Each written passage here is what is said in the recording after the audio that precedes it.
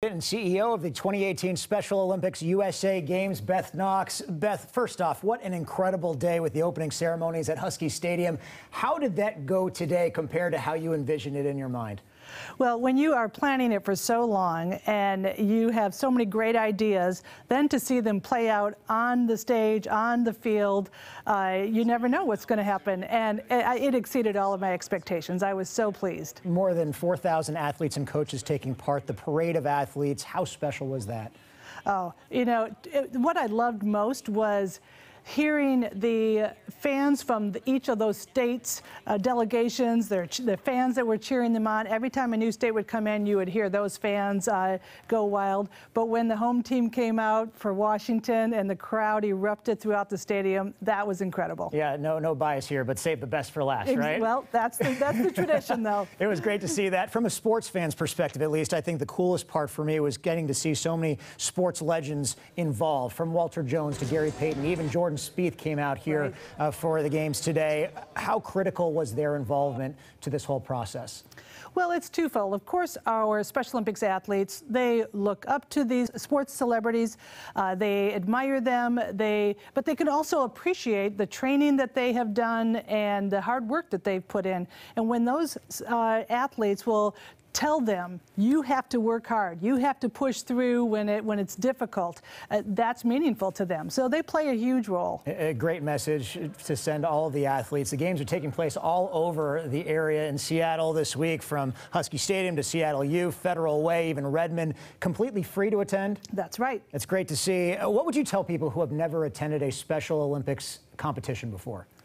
Well, I would say, first of all, remember that they have been working for sometimes years to get to this point. So you going there to cheer them on is so meaningful, especially those athletes that don't have family out here, right, to cheer them on.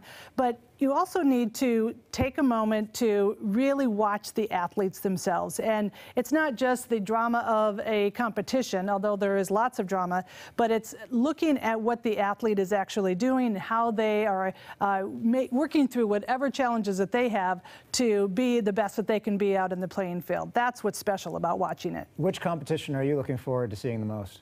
Well, I'm really excited to go see stand-up paddleboarding because it's a pilot program. It's the first time that stand-up paddleboarding will be a competition in the USA Games. Wow, can't wait to see that. No disrespect to Ames, Iowa, or Lincoln, Nebraska, or even New Jersey. This is Seattle, the largest market that's hosted an event like this. What kind of impact on a national scale does that have on these games?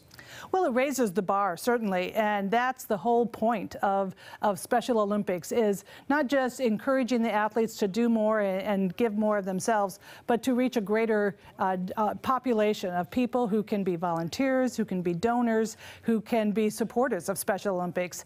And we want to spread that word and bringing more people to be engaged with these athletes and understand the value of inclusion. It's great to see you in this platform. You were with Seafair for more than a decade. Right. So what have you learned about this process that might be different from Seafair? What have you personally learned from the experience? Well, I think one of the more unique differences that with Seafair, it's an annual event every year, and every year you try to make it a little bit better, right, and find new ways to improve it. With an event like this, we've been planning for 2.5 years. So that cycle and the rhythm leading up to it is very different than an annual event, and you get one shot. Right. So it's really, you got to think big and just go for it. So that's what we did. So far, so good. One day in? Yes, we were very, very pleased and looking forward to a week of competition. I know the word inclusion is a major theme of these games, always has been very important. I've always been drawn to the word inspirational. I mean, all of these athletes are incredibly inspirational, an example to all of us.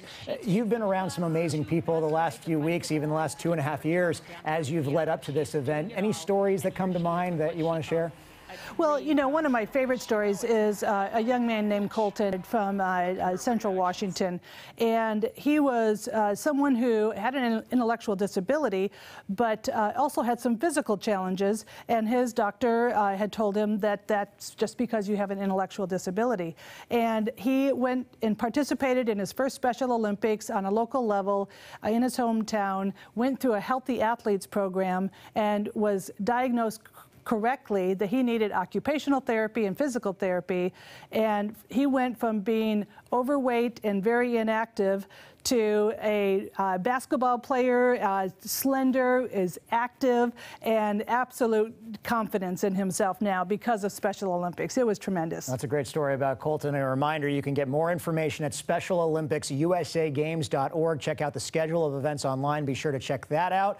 Also, there's tickets tomorrow night as well. Right. We have a great Future of Inclusion forum tomorrow night. Our panelists are Tim Shriver, who's the chairman of Special Olympics, the president of Microsoft, Brad Smith, the actress Lauren Potter from the show Glee, and then we have Tig Notaro, the stand-up comedian. All of them thought leaders talking about where do we go for the future around the topic of inclusion. So it's going to be at Bagley Wright Theater tomorrow night, 7 o'clock.